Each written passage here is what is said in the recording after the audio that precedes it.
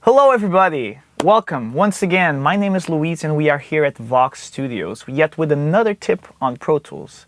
Today we're going to talk about the strip silence function. But before we continue, don't forget to smash that like button, hit subscribe, follow us on Instagram and all the social media. Don't forget it's Voxx with 2 X's.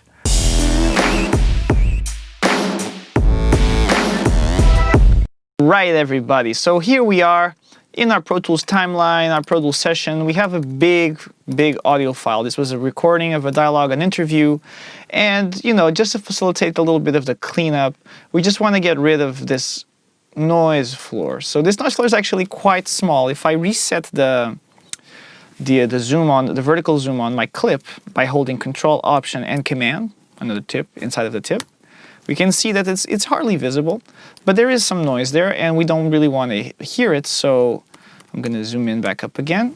And let's pull our strip silence. And let's pull our strip silence function.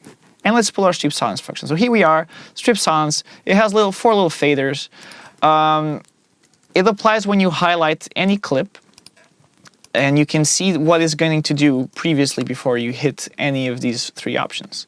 So let's talk about strip threshold, which is the most important. It's going to set the level on which the function will decide, okay, anything below this level is going to be removed. So in this case, you can see that it will create like these little blocks, and these blocks represent the parts of the audio form that will be saved, and what's outside of these blocks will be cut. Of course, this is non-destructive, so you can always bring them back. So we have to adjust to make sure that we get a level that's hot enough to capture all the dialogue, but it's not too hot that will actually cut the dialogue. So we do that by visually inspecting, kind of eyeball it.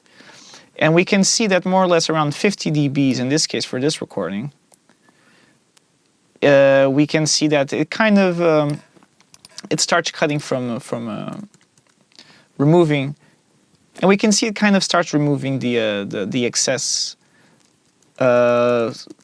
noise that's not part of the big recording. So now we do notice that it still cuts a little bit, so we can actually adjust that by changing a little bit of our minimum duration. So if you see here, maybe we want, for the sake of fidelity, to not cut the waveform where the threshold is hit, but we want to give it a little buffer. So we use the clip start and end pads to do that, and we can move it and add a safe distance. So everybody will have different values for this, but I like to keep mine under 17 and 35. I've seen that for most of the time, we can get that to not cut into the actual waveform. So right here we can see I'm of course very zoomed in because we're talking about a very small 35 millisecond is almost unnoticeable. But if you see here, we can see this is clearly a breath and it's going to be removed if we hit the strip silence. We're always going to have some of these little artifacts, so we can play. If we really want to make sure that this is clean throughout, we're going to have to crank up a little bit of that threshold, right? But by consequence, we are going to probably have to give a little bit of an extra buffer on the clip and start. So we kind of just find a sort of a safe region to be able to apply this automatic clip. So of course there's going to be always moments where somebody coughs or somebody touched the mic, and that's going to spike. And there's no real way to eliminate these unless we actually start getting into this threshold. Okay, minus 48. It got rid of most of it, and it looks pretty safe here. This is probably a breath, but we already have a start pad that's kind of big. Right, so maybe we want to give it 100 milliseconds here. And this will be good for 90% of every single, of course I'm changing here, but this affects globally the settings. So eventually I would just hit strip silence, and now all of these extra parts are removed. So I would then have to come in to see these little tiny ones.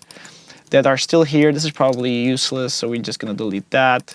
This is also just a little, you know, probably some noise here. Let's see a ruffle right there. So none of this is relevant. So we can go ahead and remove most of these, but we took like the big chunk out of,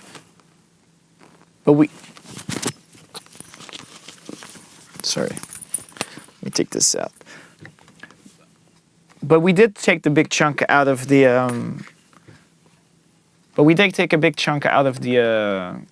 of the audio, and then we sort of like separate them into subclips. There's always a compromise. This is very useful when you receive a big track and you want to separate them into clips, and you want to actually visually see when the person was speaking and wasn't speaking. And so this is the strip sounds tool. This is a very neat tool if you want to do global adjustments, and it will accelerate your cleaning process from any track. Alright guys, and that was it. I hope that was helpful. For more tips and tricks, come back to our channel. We publish every week. If you have any questions, drop a comment down below, and don't forget to hit that subscribe button. Don't forget to like this video. And if it's your first time here, check out our other videos that are going to be posted, I don't know, somewhere around here or maybe in the back. Anthony will take care of that. But until next time, I'm Luis. You've been awesome, and thank you so much for being here. Until next time.